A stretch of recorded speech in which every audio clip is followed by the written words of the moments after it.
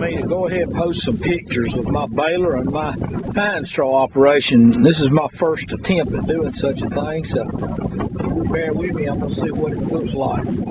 Here you see my baler pictured. Let me back up a little bit so you can get an idea what it looks like. Of course, it's all pneumatic. We'll walk around on it. That's what it looks like from the back end. Up inside.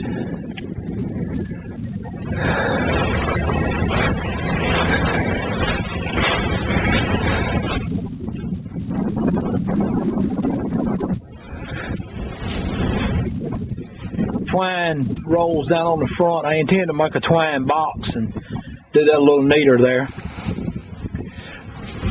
It was much more inexpensive to use a gas generator that I already had and just use an electric air compressor rather than to go buy a gas air compressor. So right now that's what I'm using. Okay, here we go. What we do is we put straw in right here, completely pack this chamber out, and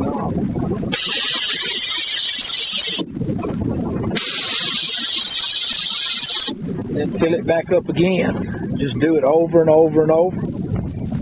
You notice this this metal rod here, the rod and the strings are here. This rod will slide back. When it slides back and the strings will slide back as the bale is packed, of course. And when that happens, your bale will be approximately 24 inches long. I don't know if you can see the lines here or not, but here's the line as to where the follower or the pusher on the baler will be against. What happens here is we squeeze it real tight so that it doesn't come quite in. Know it's good and tight. It'll be out here. Of course, the straw will be inside. Notice these grooves here. You push this needle. Push this needle down through in those grooves. Catch the string and pull it back up. And then you tie it here on top in these grooves.